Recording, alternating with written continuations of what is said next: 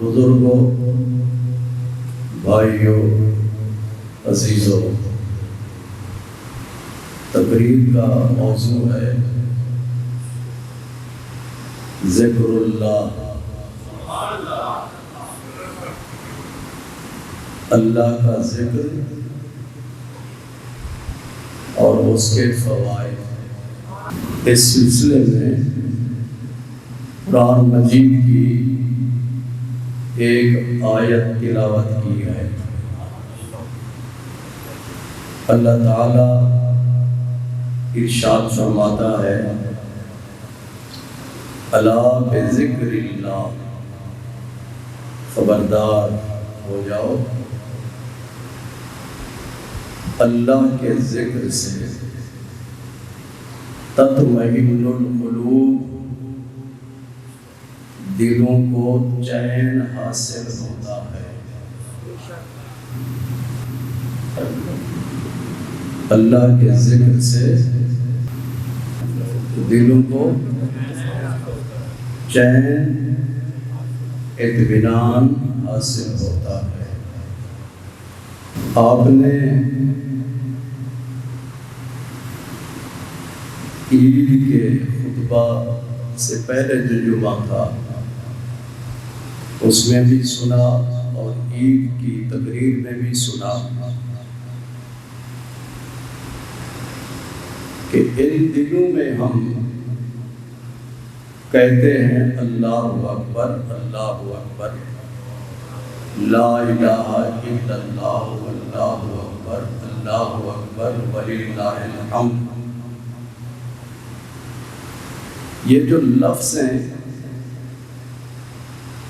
ان کی ہسٹری کیا ہے؟ یہ لفظ کس نے کہے اور کس موقع پر کہے؟ یہ لفظ کس نے کہے اور کس موقع پر کہے؟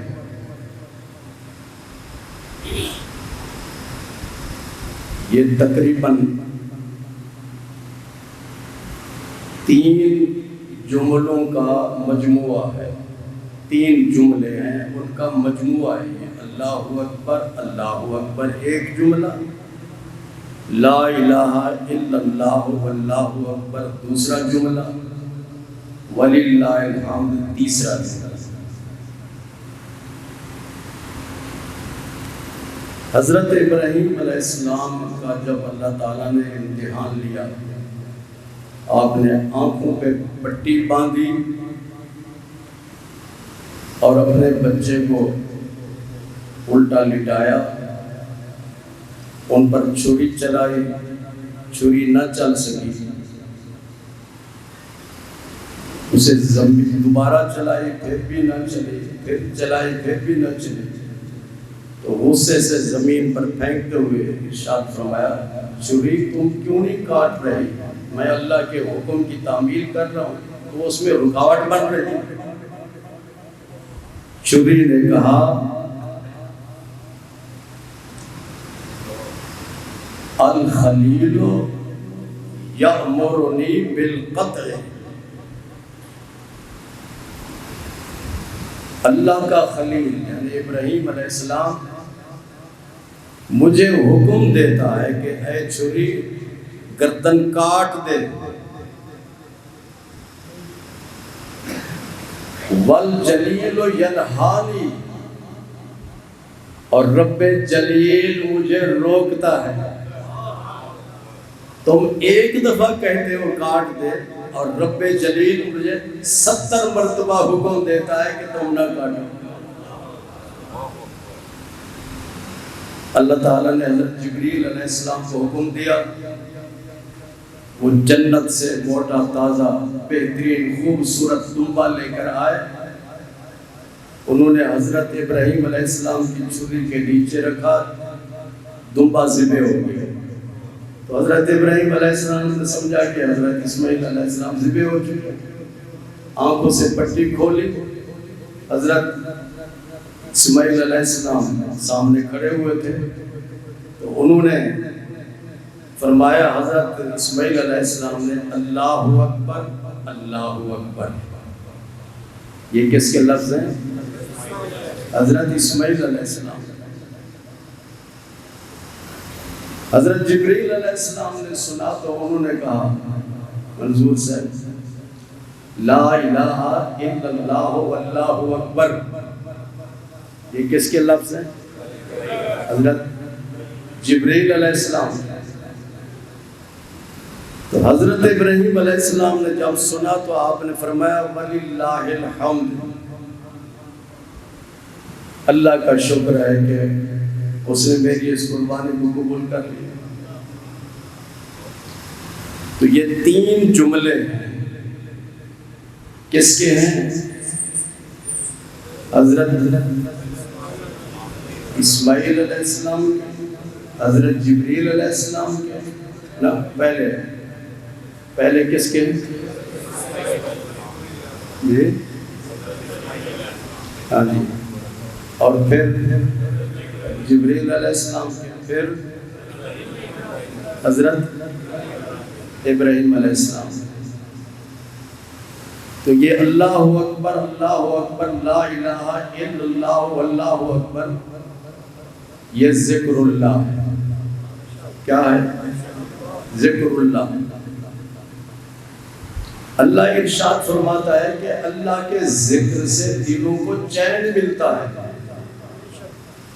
اب سوال یہ پیدا ہوتا ہے کہ ہمارا دل کب بے چین ہوتا ہے؟ ہمارا دل کب بے چین ہوتا ہے؟ جب کسی قسم کی پریشانی لاحق ہو، کوئی مشکل پیش آ جائے، بیماری ہو، جسمانی بیماری ہو، روحانی بیماری ہو، تو دل بے چین ہو جاتا ہے. بجلی کا بل زیادہ آ جائے تو دل بے چین ہو جاتا ہے.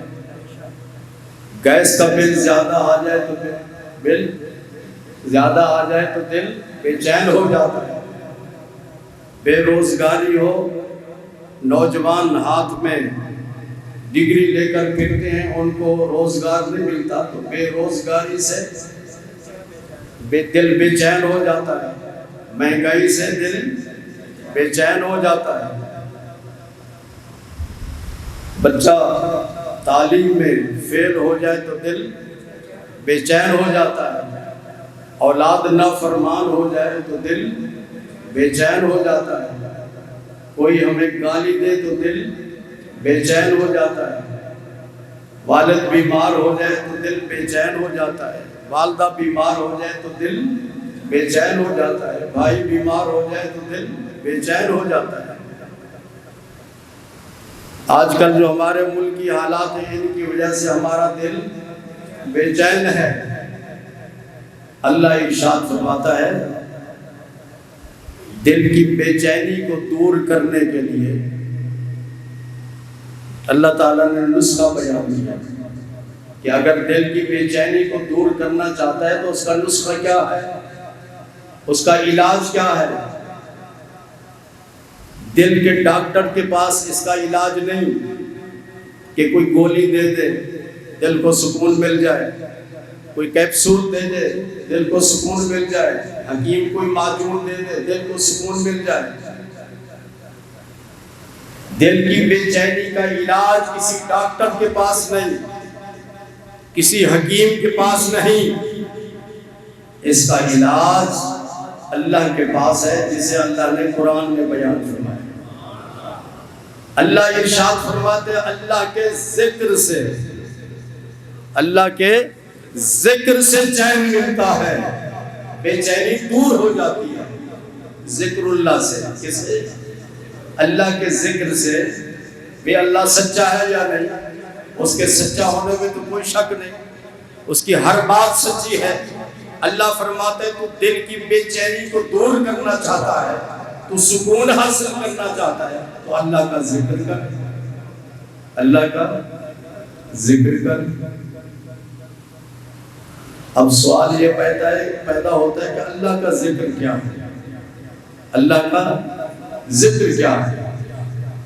کچھ بزرگ سلسلے کے کچھ بزرگ ہیں، وہ ہر وقت جب ایک دوسرے سے ملاقات کرتے ہیں تو اللہ اللہ کا ذکر، جی محفل ہو تو پھر اللہ اللہ کا ذکر، اللہ اللہ اللہ اللہ اس طرح ذکر کرتے ہیں۔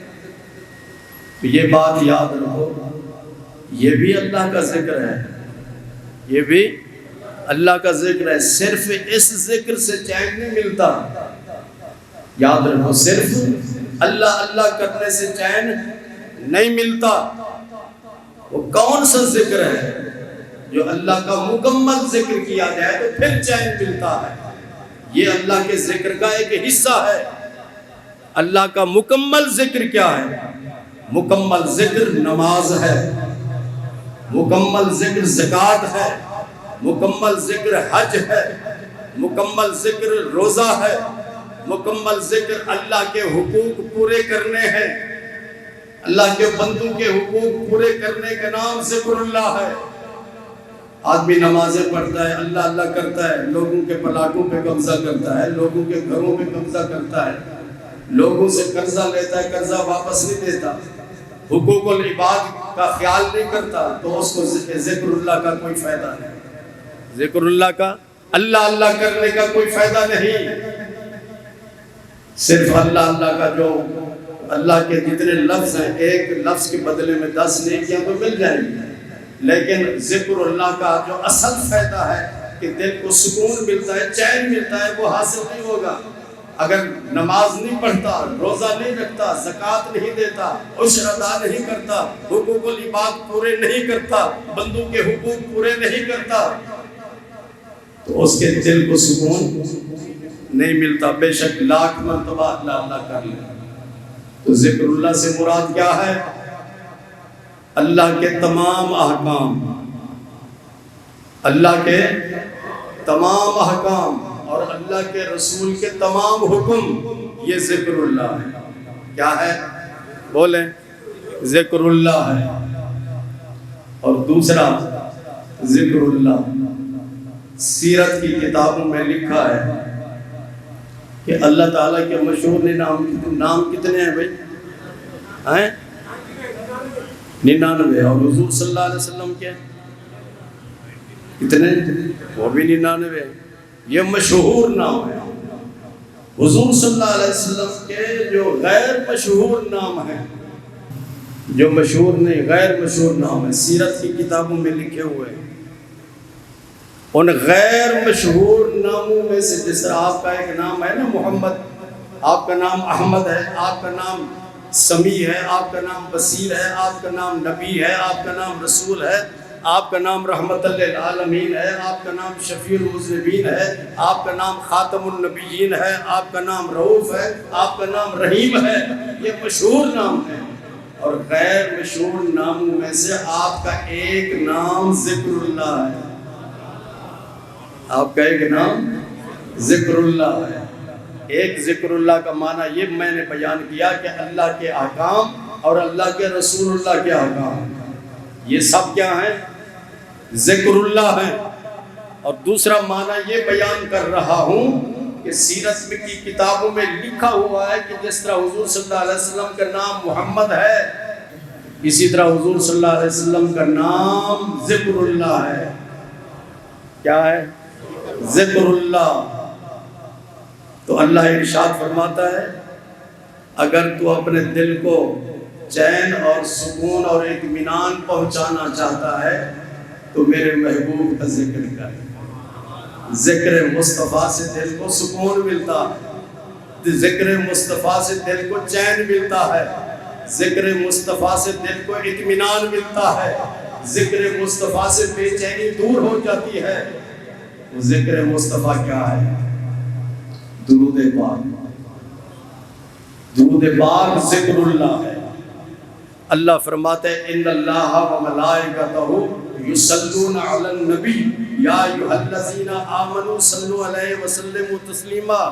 اللہ اور اس کے فرشتے حضور صلی اللہ علیہ وسلم پر درود بھیجتے ہیں۔ اللہ بھی درود پڑھتا ہے، فرشتے بھی۔ تو یہ اللہ کا ذکر ہے۔ درود کیا ہے؟ اللہ کا ذکر ہے۔ اللہ فرماتے ہیں ایمان والوں. کیا فرمایا؟ یہ نہیں فرمایا اسلام والوں، یہ نہیں فرمایا، بلکہ فرمایا ایمان والوں. ایمان والے وہ ہیں جن کے سینوں میں عشق مصطفیٰ ہے، جن کے سینوں میں عشق مصطفیٰ ہے ان کو کہا جاتا ہے ایمان والوں. تو اللہ نے عاشقوں کو حکم دیا ہے کہ میرے محبوب کی محبت اور عشق دل میں رکھنے والوں تم حضور صلی اللہ علیہ وسلم پر درود بھیجو اور ان کی خدمت میں سلام بھیجو. یہ اللہ کا حکم ہے. تو ذکر اللہ سے مراد کیا ہے؟ اللہ کے احکام اور اللہ کے رسول کے احکام.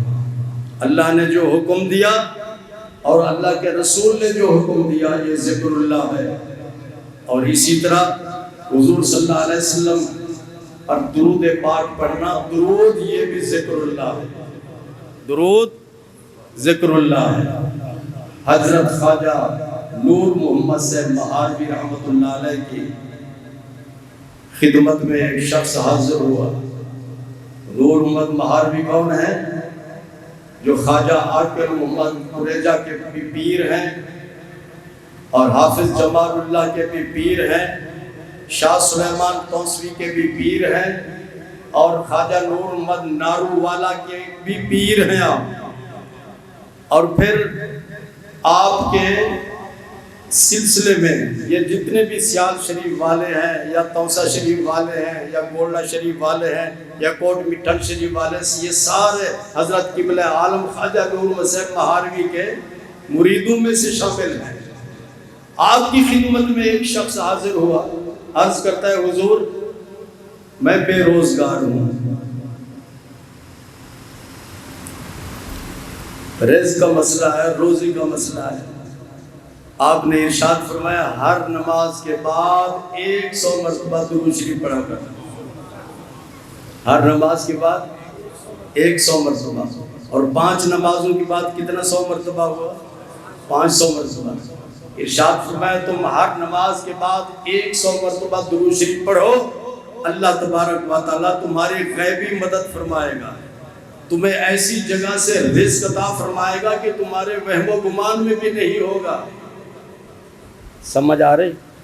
یہ درود پاک کی برکت ہے. تو درود پاک سے بے چین دلوں کو چین ملتا ہے. اللہ تعالیٰ نے ارشاد فرمایا الا بذکر اللہ تطمئن القلوب، اللہ کے ذکر سے دلوں کو اطمینان اور چین حاصل ہوتا ہے. تو ذکر اللہ سے مراد کیا ہے؟ اللہ اور اس کے رسول کے احکامات اور درود پاک. حضرت داتا صاحب رحمۃ اللہ علیہ اپنی کشف المحجوب شریف میں فرماتے ہیں، ذرا غور سے سنیے بھائی. داتا صاحب ارشاد فرماتے ہیں، وہ داتا صاحب کہ یہ جتنے بھی قادری، نقش بندی، سوربندی اور اسی طرح چشتی سلسلے کے بزرگ ہیں، یہ سب داتا صاحب کے بعد ہیں. حضرت غوث پاک بھی بعد میں، خواجہ معین الدین چشتی اجمیری بعد میں، حضرت خواجہ بہاؤالدین نقش بند بھی بعد میں، حضرت شیخ شہاب الدین سہروردی بھی بعد میں. سب سے پہلے حضرت داتا صاحب. آپ کی کتاب ہے کشف المحجوب، فارسی زبان میں ہے اور انگلش میں، عربی میں، اردو میں اور دوسری زبانوں میں اس کی ٹرانسلیشن ہو چکی ہے. داتا صاحب کی کتاب کے بارے میں حضرت نظام الدین اولیاء فرماتے ہیں کہ اگر کوئی شخص اپنے کسی مقصد میں ناکام ہو اور وہ کامیابی حاصل کرنا چاہتا ہو تو آپ نے فرمایا کہ کشف المحجوب شریف کو شروع سے لے کے آخر تک پڑھ لے. جس طرح ہم قرآن مجید پڑھتے ہیں نا الحمد شریف سے لے کے والناس تک، تو آپ نے فرمایا کشف المحجوب شریف کو پہلے صفحے سے لے کے پہلی سطر سے لے کے آخری سطر تک کشف المحجوب شریف پڑھ لے، دعا مانگے، اللہ اسے اپنے مقصد میں کامیابی عطا کرے. تو داتا صاحب کی اس کتاب کو الحمدللہ میں نے 22 سال تک داتا صاحب کی ممبر پہ خطبہ دیا، اور اس 22 سال کے عرصے میں میں نے کئی مرتبہ کشف المحجوب شریف کا مطالعہ کیا. تو کشف المحجوب شریف کے اس مطالعے کا جو حاصل مطالعہ ہے جو حاصل مطالعہ ہے وہ دو لفظ ہیں، حاصل مطالعہ دو لفظ ہیں۔ داتا صاحب ارشاد فرماتے ہیں الہی بن، کیا کہا میں نے؟ بولیں الہی بن، الہی بن یعنی اللہ والا بن، لاہی نہ بن، بولیں لاہی نہ بن۔ لاہی کا معنی غافل، ہر دم اللہ کے ذکر میں مصروف رہے اور ایک لحظے کے لیے بھی اللہ کے ذکر سے غافل نہ ہو۔ تو فرماتے ہیں داتا صاحب الہی بن، ہر وقت اپنے آپ کو اللہ کے ذکر میں مصروف رکھ، لاہی نہ بن، اور ایک لمحے کے لیے اللہ سے غافل نہ ہو۔